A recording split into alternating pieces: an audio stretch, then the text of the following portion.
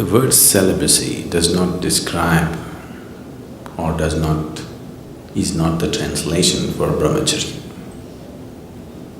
Brahmacharya means, Brahman means the ultimate, charya means the path. You're on the path of the ultimate, that is brahmacharya. Celibacy is talking only about the physical aspect of holding yourself back from an unnatural urge which is going on in the body and more in the mind. So celibacy is not the right thing to say when we say brahmacharya. What it means is, you are working to organize your energies in such a way that your joy, your love, everything that you need is within yourself. You have enough experience in life to know that nobody, however dear they may be, is 24 hours reliable. Isn't it so? Yes? Yes or no? Yes. All of you have enough experience in life to know that, isn't it? However dear and wonderful they are, nobody in the world is reliable 24 hours of the time to maintain your love and joy, isn't it so? Yes. Have you realized that, or are you still hoping? So it's out of this wisdom, because if one wants to really know higher dimensions of life, one thing that is necessary is that within you there is a constant sense of peacefulness and joyfulness. If this is not there, then you will go after something. If you don't feel steadily peaceful and joyful, then you will do compulsive activity of trying to be happy. So, a brahmachari is somebody who is trying to organize his energies in such a way that to be peaceful and joyful is all his own. He is not going to lean on anybody for that. Have all the brahmacharis reached there? That's not the point. They're working towards it. They need support, they need atmosphere to make that happen for themselves. It's not a small task that they have taken up. If once a human being's way has become like this, that his peace, his love, his joy is not dependent on anybody, he has the necessary background to spring up to another dimension.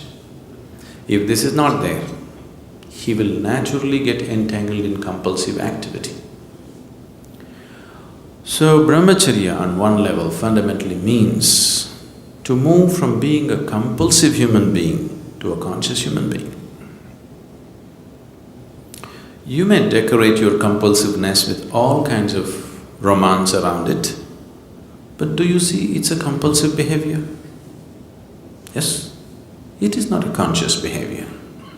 You may have the whole world with you, it doesn't matter, but it is a compulsive behavior. You can write poems about it, you can write great stories about it, you can make movies about it, but fundamentally it's a compulsive behavior which you're trying to clothe in so many beautiful clothes just to not face the reality. I'm not trying to take all the romance out of your life, okay?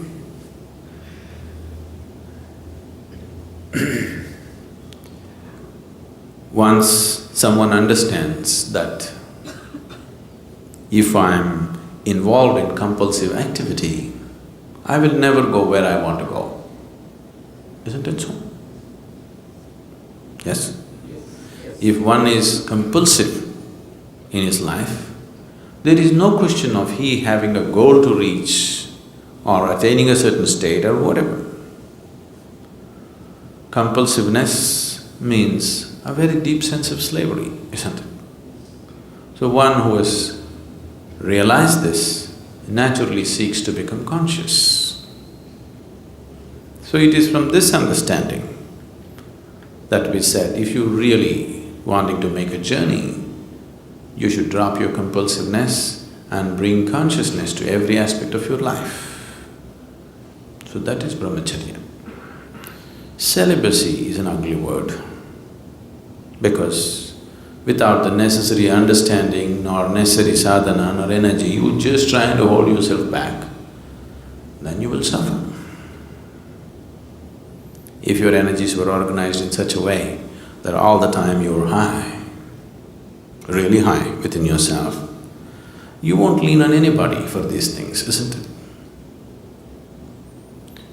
Oh, I'm not like that right now, what to do? As I told you, these things don't come unless you make some effort towards it. One can go through life with the compulsive patterns without much effort. You can allow the life to carry you on. I know right now the new age philosophy is let it flow. I don't know what they're letting flow anyway. See, being a part of life, being involved with the process of life on the surface is one thing, at the core is another thing.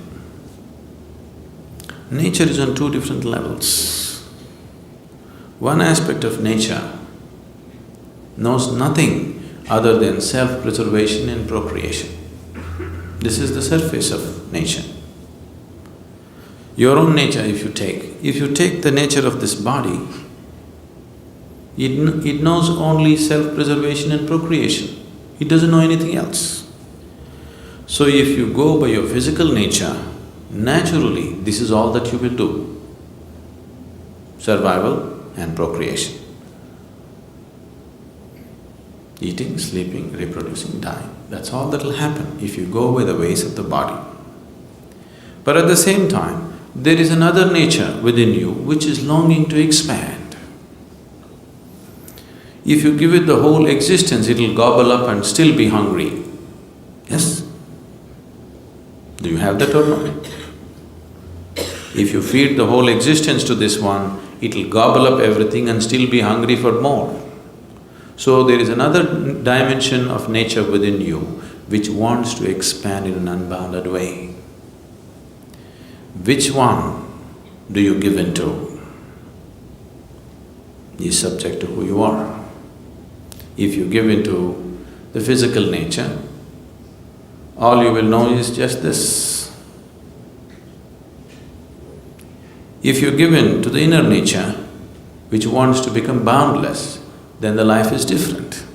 So if you have given in, or if you have seen the ways of the inner nature are far beyond the ways of the physical nature, naturally you will choose to create a situation in your life that is conducive for that.